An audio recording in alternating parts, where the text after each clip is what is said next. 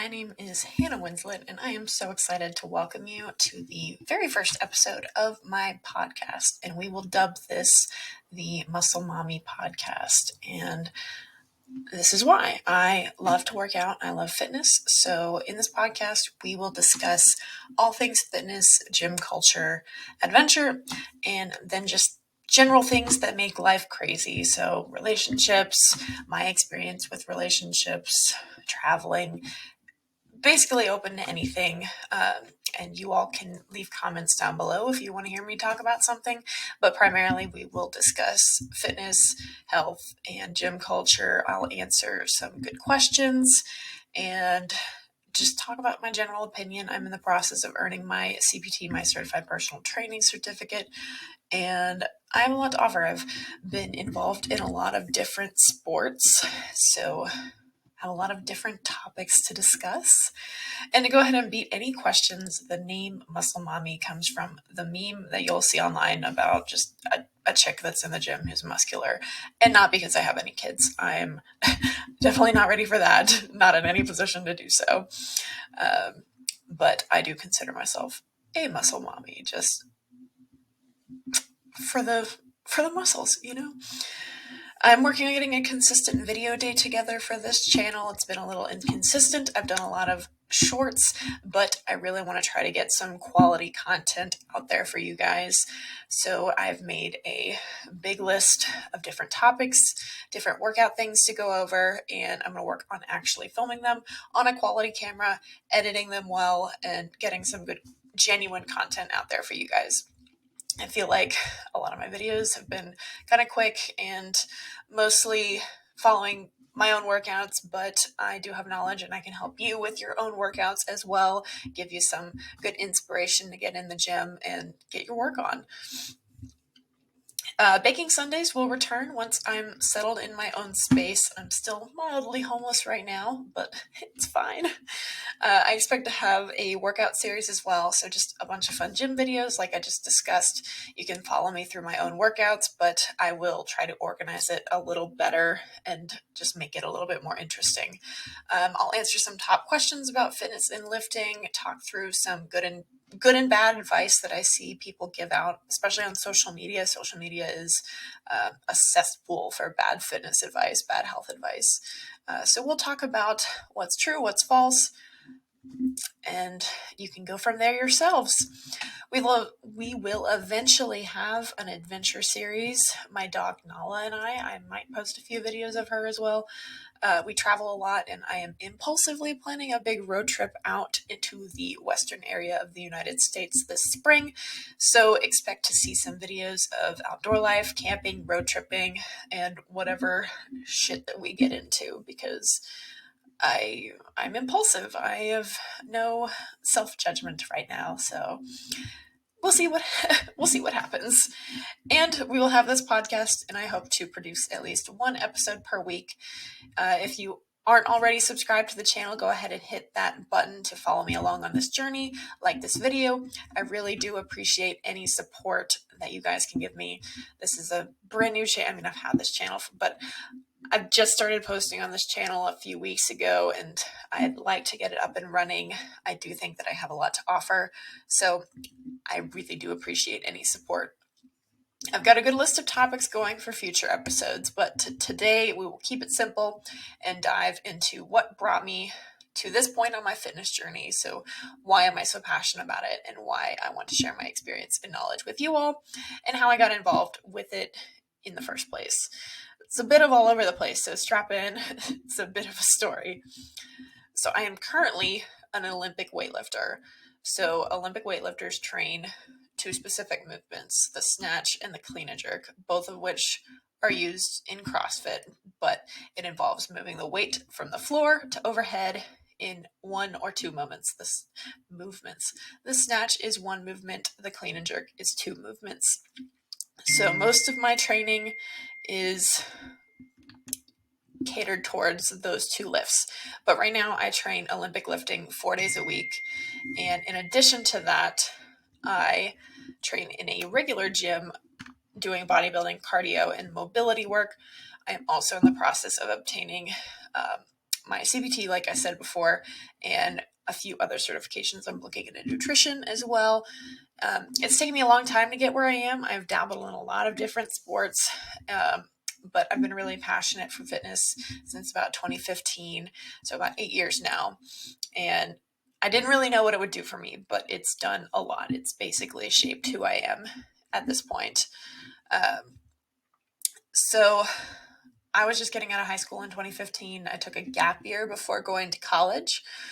To be quite frank, I was kind of a total loser in high school. I had very few friends. I was super socially awkward. I would say I'm still probably socially awkward, but I think I'm better now.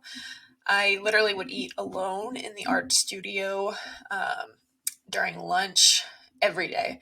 And I had zero confidence in myself, zero self confidence.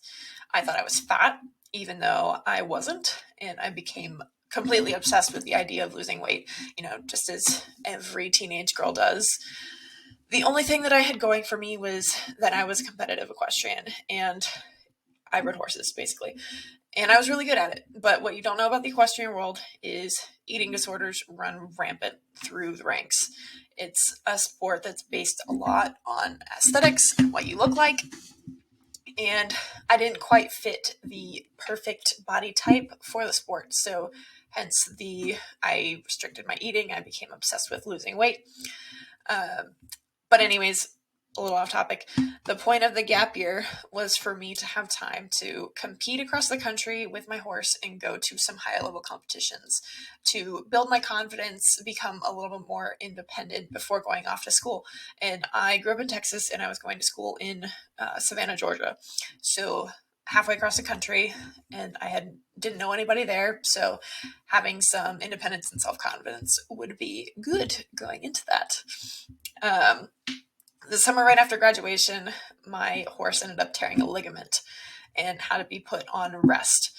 It would take almost a year for him to heal. So having taken that year off from school to compete with him, I suddenly found myself with completely nothing to do. I found myself lost without my competitive outlet, and I was spiraling into bad habits. I was depressed.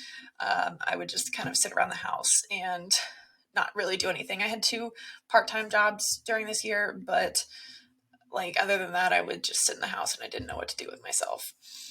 So I needed something to put my energy towards, and my riding instructors were definitely seeing that.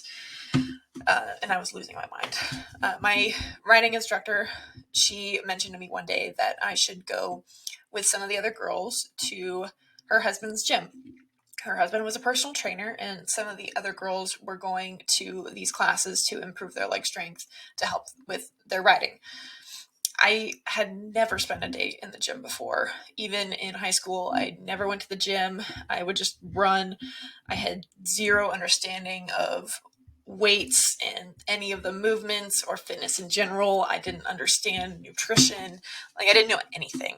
My idea of fitness was having Starbucks for breakfast and running a lap on the high school cross-country trail after school. So I was a little intimidated, but I figured I had nothing else to lose. So I got up one morning and went to the 5 a.m. class. It was super early. I'm not a morning person, but I said, you're going to suck it up and you're going to go to this thing and you're going to see what it does for you. I have no idea what workout we did. I remember it was a mix of HIIT, so high intensity interval training, and some lightweight training. Steve, the trainer, spent some time helping me with my form because I didn't know anything. So he made sure that I wasn't doing anything incorrectly and I wasn't going to hurt myself. It was hard. And by the end of it, I was so fucking exhausted. I remember I just kind of sat on the floor and thought about my life before having to drive home. And the drive home, I remember, was awful because traffic in Austin at 7:30, 8 in the morning is a disaster. So it took me forever to get home. And I'm just in traffic thinking about how sore my muscles are. But I felt better in my skin after having done it. And I started to realize, oh, maybe this feeling is why people go, especially early in the morning. You do this workout and you wake up. I could hardly move the next day though, but it was a good feeling. If you go to the gym a lot and you're sore, you will understand. But I started to go 3 times a week, and then 4 times a week, and then 5. And then I got to a point where I didn't even want to take a rest day. Uh, the community there was great. It was a very small gym, and we all knew each other. And Steve was the only trainer, so we all got a very individualized experience in the gym. We had the group classes, and it was just so much fun, and I loved it. And I'm a very competitive person, and it sort of gave me an opportunity to compete against other people, but then also compete against myself. Um, I would say that I was still not training for the right reasons at that time. I was only 17, maybe 18 at that point, but I was still training to try to lose weight. And I was about 150 pounds at this point, and I wanted to be 135. I was eating so minimally and putting bad food into my body with the idea of, oh, I'm working out, so I can go eat this. And for those reasons, I was not seeing very many results. I was obviously getting stronger, and I leaned out a little bit, but as far as the number on the scale, it was not budging. So about 3 months into training, this gym did a little competition. It was, okay, my light just fell. That's okay. We'll keep going. It was a $20 buy-in, and the winner got the whole thing.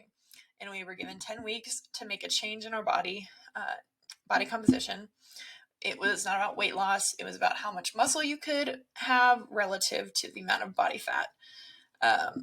So this can result in weight loss, or it cannot.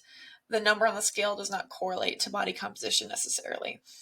Steve sat me down at the beginning of this and tried to explain to me some of the nutrition fundamentals, how food was fuel for your body, and if you wanted to get quality movement and power out of it, then you had to fuel it with quality food.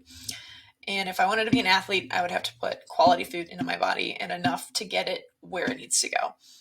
We were given a list of food items that we were recommended to eat from, kind of just as a guideline. We weren't obviously restricted to this list of food, but obviously we had meats on there. So steak, chicken, fish, eggs, egg whites, all your general proteins, and vegetables. So any vegetable, fruits. And then your carbs, you're going to expect some rice, potatoes, complex carbs. You don't want fast carbs. So processed things are all empty carbs. So for the next 10 weeks, I worked my ass off. I tried to eat healthy. I cut out most processed foods. I was in the gym every morning. I started foam rolling and stretching. I was trying to develop some sort of mobility routine before and after every workout. After a few weeks, I started to see a massive change in my body.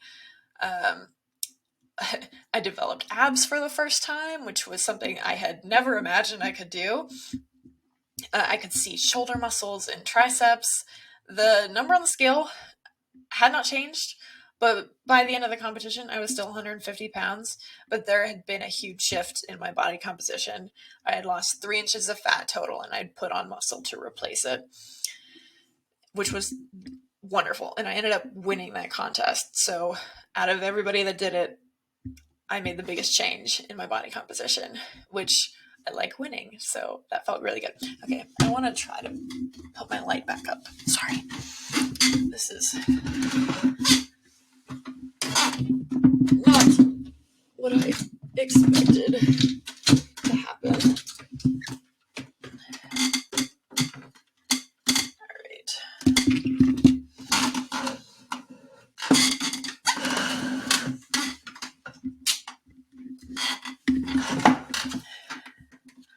Trial and error, everybody.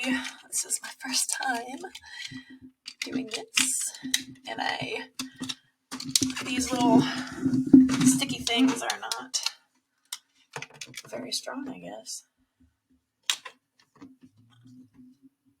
Okay. It's gonna fall again, I bet. Yeah. You know what? I don't fucking care.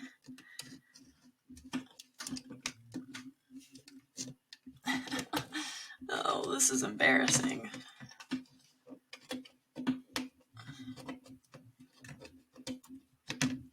What the frickin' fuck? This is dumb.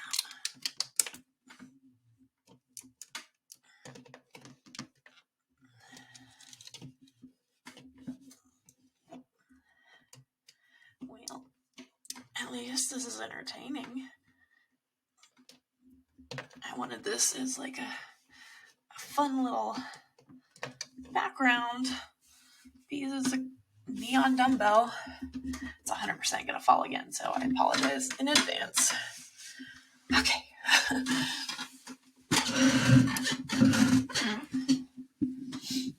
All right. Well, where was I? But anyway, I won this contest and I began to feel so much more comfortable with my body and confident in the way I looked, in the way I felt. I started to notice small changes in my mindset as well as I was training and lifting.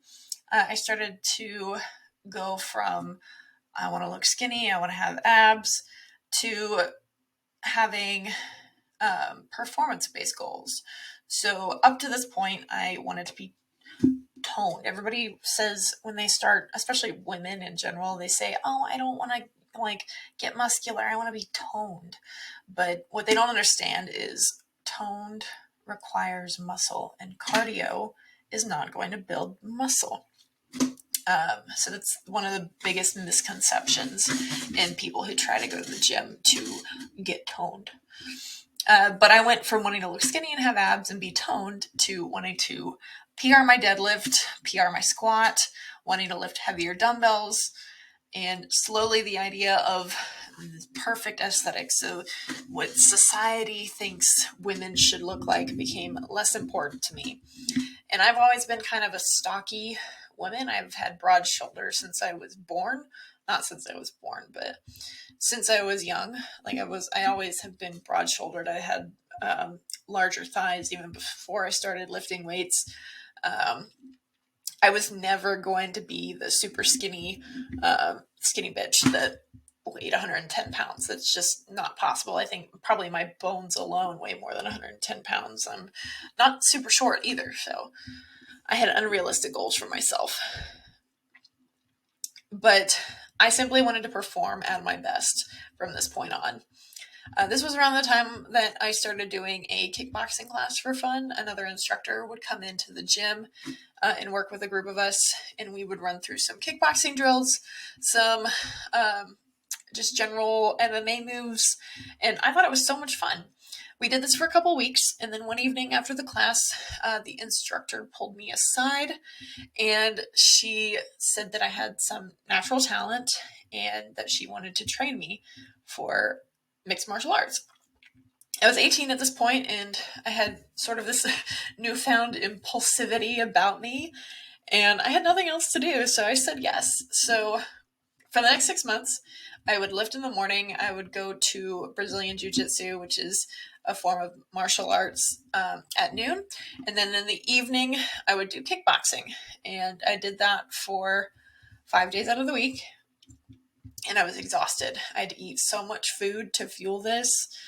I keep worrying this light's going to fall again. And then 6 months after I started training, I had my debut fight. So this was the spring before college. Needless to say, I will not be doing that again, at least not in the foreseeable future. Between the weight cutting and getting a concussion, I felt my talent was suited elsewhere. I will say that I'm really glad that I did it. I wanted to prove a point to myself and to other people that I was fucking fearless.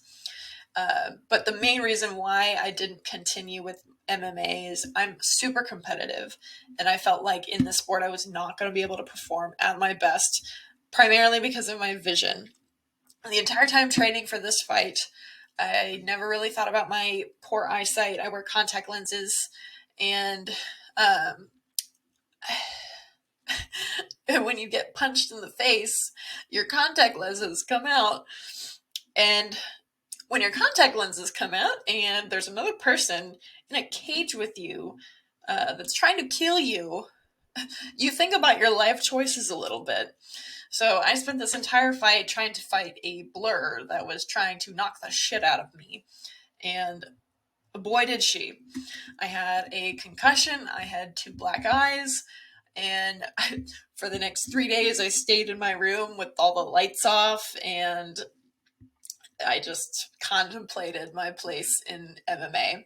I really like the self defense aspect of it. I try to at least keep up with some of my skills in that set, but unless I can fix my eyes, I don't think there's a future for me in MMA. But the week after the fight, I did something else that was new. The gym got a group together to sign up for a Spartan race. And if you don't know what a Spartan race is, look it up. It's fantastic.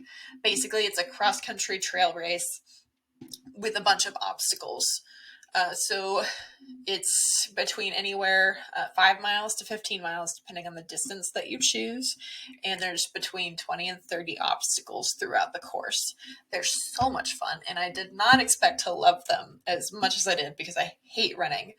But I loved it. It was one of the most fun things that I had ever done. I surpassed my own expectations for performance. I don't run, but I ended up being first in my age group, which was awesome. I love winning, as I've said before. And I was hooked from the get go. I have this great photo from that day of all of the original gym members from Steve's gym. We all have matching shirts, and just the community aspect of it and the whole thing, the theatricality.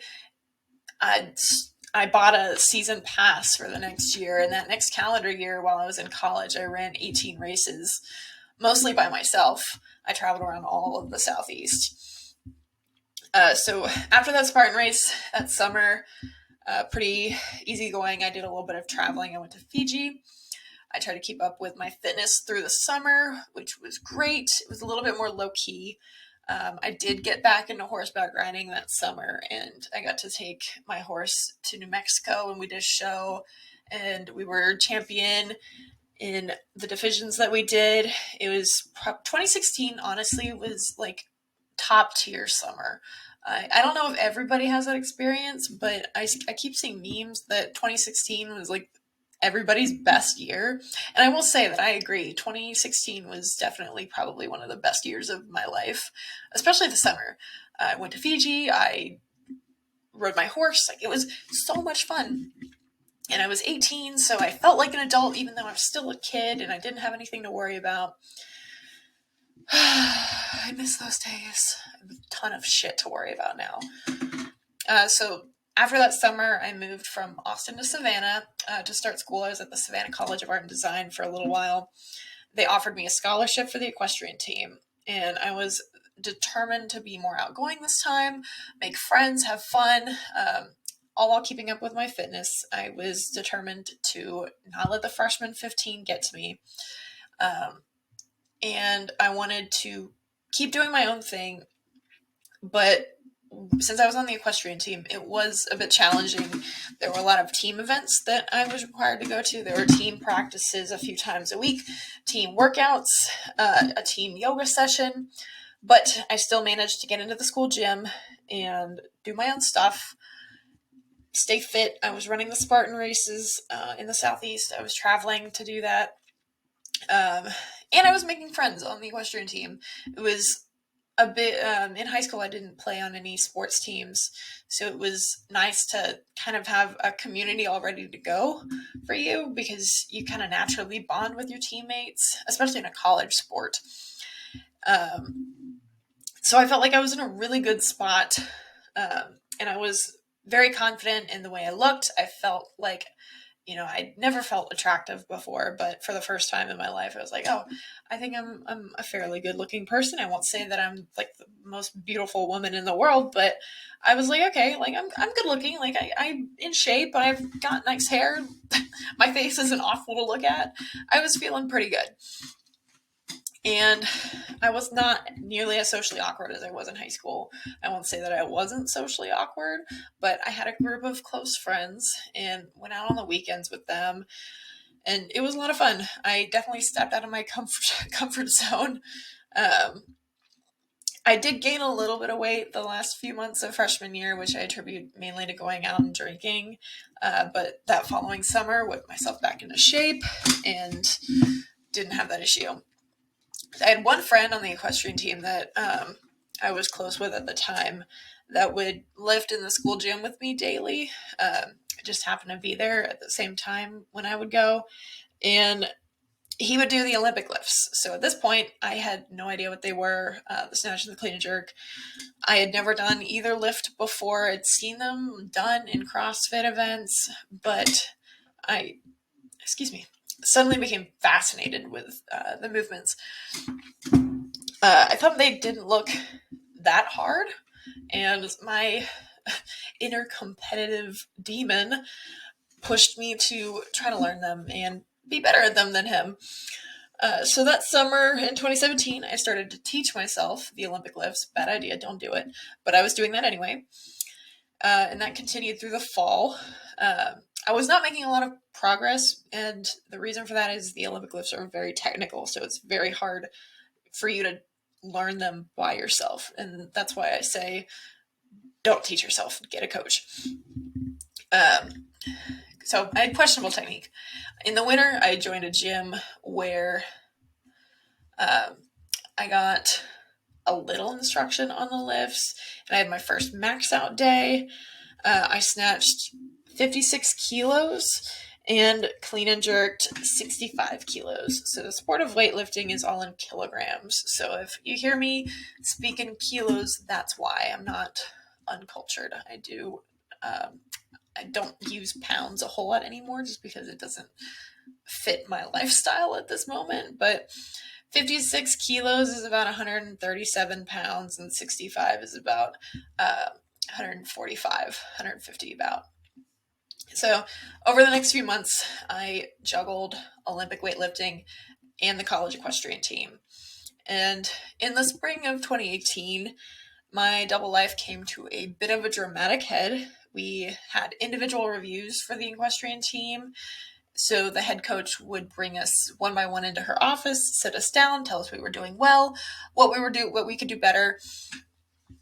So it was my turn to go in, and she told me that I was fantastic, that I was one of the best jumpers that she had on the team, and I would expect to compete over fences a lot that year on the team.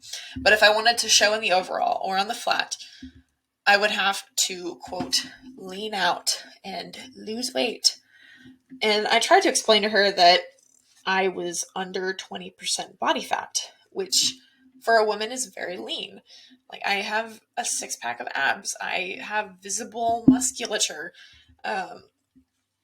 So I couldn't lean out a whole lot more than I was. And losing weight when you're that lean is also very difficult, because at that point you're not losing fat, you're losing muscle, which is like, that's bad. Like, you don't want to be losing muscle, especially when you've worked so hard to get it. So I started to argue a little bit with her on this. My freshman year, I had been leading the team workouts. Like, I would be in the gym with the team, leading the team workouts as a freshman, an 18-year-old freshman. And this coach would constantly preach, equestrians are athletes, because equestrians get a bad rap for, oh, the horse does all the work, like, you just sit there, which isn't true. But I will say that it's not the most difficult in terms of athleticism. You train very certain muscles, and so long as you're in decent cardiovascular shape, like, you can do it. But equestrians are athletes. Like, you need to stay fit, stay in shape. And here I am being the most fucking fit person on the team, and she's telling me to lose weight and lean out. So I started to argue with her on this, and she said that I was too muscular for the equitation image, so I would have to lose muscle if I wanted to win. I should stop lifting and do more cardio and eat less. She said this, quote, like, straight up, eat less, lose weight, do more cardio. And I said, it isn't that easy.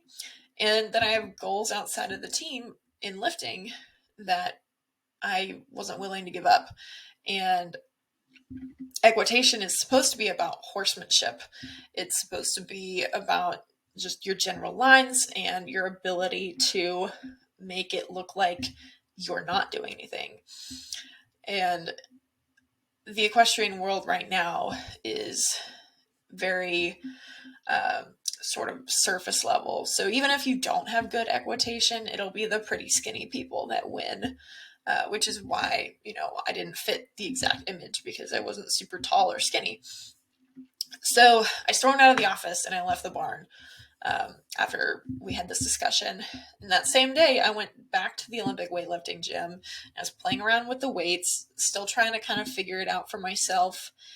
This gym was a big concrete building. Like, it didn't look like anything special from the inside or the outside. It had a bunch of weightlifting platforms, but the equipment was all old. The color scheme was a little bit messed up. You'd have no idea that this used to be a prime spot for the Team USA for Olympic weightlifting to train.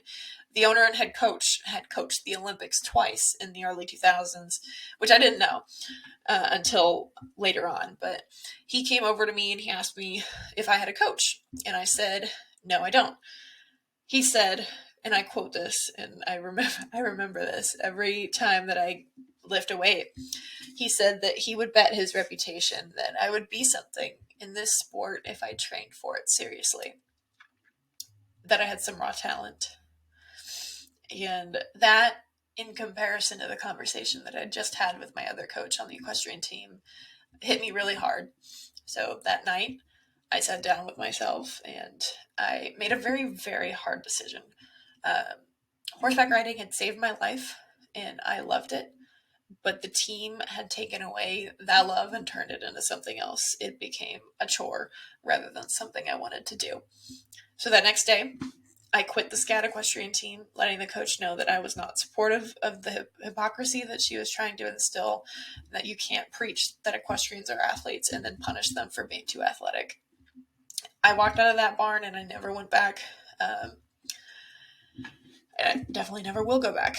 But that was also me choosing not only to step away from the team, but to step away from horseback riding, because that was my only opportunity to be able to ride during my period in college, because I couldn't afford to otherwise. So right after that, I started training full-time for Olympic weightlifting. Within a year, my lifts nearly doubled. I qualified for nationals. I was winning medals at every meet that I went to, mostly gold medals. It was a tremendously fast progression. And in 2019, I was fourth at one of the biggest events of the year, the American Open Finals. And they held that in Salt Lake City that year. And that was probably my favorite competition that I'd ever gone to.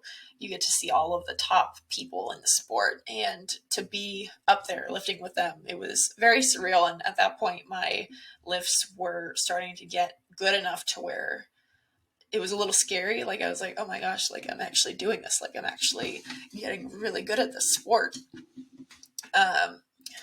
And that spring, I was national champion. I went to the under 25 university nationals and I won 6 gold medals, and I was national champion in my weight class. It was basically a dream come true. Like, that was one of my goals. It wasn't the maximum goal. Obviously, the maximum goal for me at that time was to make the Olympic team in 4 years and to be the complete national champion, like go to senior nationals and be the national champion. But winning this contest, it put me in the running for my first Team USA for an international competition. So it would be for the FISU Worlds. So that would have been so surreal. That's where you get like your Team USA gear with your name on it and all of that. Like, it's crazy. But right after that, the unthinkable happened. I started to develop some severe knee pain, likely from tendonitis and overuse. My knees in general had always kind of bothered me growing up, especially in early high school, late middle school. But but lifting had kind of increased that pain, I guess. So for a while I trained through it. I was trying to make this team. So didn't really work. So I went to this qualifier for the team, and I was in so much pain that I had to wrap my knees 3 times versus you're only supposed to wrap them once. But I wrapped them 3 times just so I could make it through my lifts to try and make this team. And I ended up making it as an alternate. And then the competition didn't even happen because of COVID. So after I made it as an alternate, I went to an orthopedic specialist, and they recommended surgery to help fix it because they didn't think it was going to fix itself. So summer of 2020, I had knee surgery on my right knee, and I went to physical therapy for months and months afterwards, and I was still struggling with daily pain. I felt like something in the surgery had almost made it worse, and I felt like a failure. Like I was struggling with all this pain, and I wasn't nearly at the level where I was. I started training again about 6 months later, and everything felt different. I was a completely different athlete. I was no longer fearless. I was comparing myself to where I was before the injury, and the gym became a place of frustration and anger. I would cry a lot. I ended up taking a break for nearly a year, starting in 2021 in that spring. And I just went back to my roots. I did general fitness and bodybuilding, built back up my cardio. I did some Spartan races. And I did that for about a year. And then this past year, in 2022, I started training for weightlifting again. I'd been watching some of the USA weightlifting competitions, and I was inspired by some of the big lifters for Team USA, and decided to give it, one last go to try and compete nationally and get back to where I was and surpass where I was. So right now I have a combination training system where I'm doing Olympic lifting 4 times a week and then bodybuilding 3 to 4 times a week as well. So I'm happy with where I am. Definitely still adjusting to the mindset.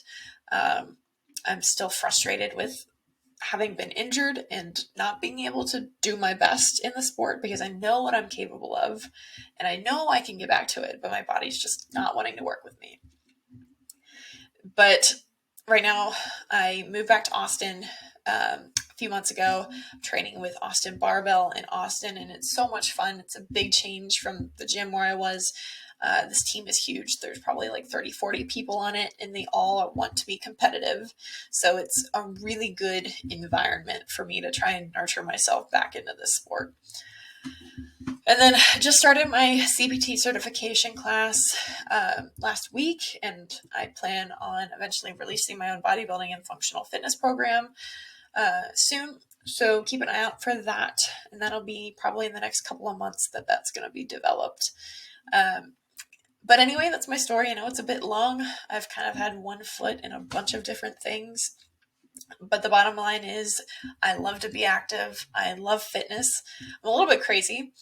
I think that the best cure for what ails mainly women happened again. I knew it was going to fall again, but I was hoping it would at least make it through the rest of the podcast. But I think the best cure for what ails women that struggle with body image these days is getting strong, because that's what helped me. And I'm not going to say that what helped me is going to help everybody, but it really gave me a strong sense of self, a strong sense of self-confidence. And it made me feel more feminine, honestly. Like I have developed curves and I feel strong, and right now, like, thick is in, I guess. So, ladies, if you want to go get thick, go out and lift some weights. You will look and feel better. The muscle mommy meme that's out there right now, like, just aspire to be a muscle mommy. Like, if that's what you want, go for it. There's so much false information out there right now and pressure from society to look a certain way. And I'm here to show you that you don't need any of that bullshit. Like, I want to help people break down the good and bad information that's on social media in particular. And I can only speak to what has worked for me and what I know works for other people. But yeah, like I want to help people. I want to make the world a fitter, healthier place. Like for me, like I hate laziness. Most people have the capability to be fit, and most people choose not to. Laziness for me is my biggest pet peeve. I think that, in America, especially, the options for food, there's so much fast food. It's so expensive to buy healthy ingredients to cook. Um, like it makes obesity easily accessible. And I'm all for accepting yourself as you are. I think that's a great mindset to have. But also, I think that it's good to put work in on yourself. Your health is an investment, and you should invest in your future. And personally, I think that getting strong, getting fit, getting healthy is an investment for your future, and overall, your entire quality of life will improve.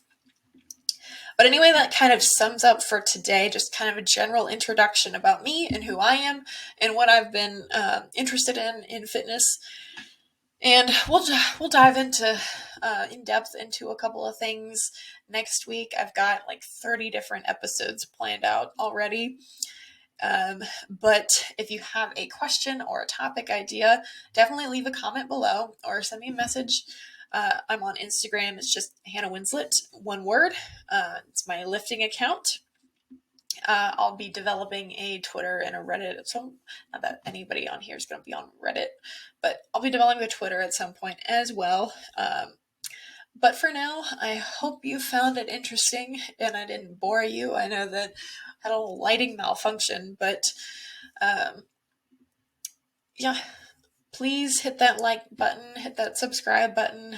I know I'm a small channel right now, but I'm really hoping to maybe get some traction and share some more positivity and some more just community. I think the gym is a community, so I want to build a community for people that are like me, people that love fitness and being strong. But for now, I hope that you have a wonderful Easter weekend and have a good night.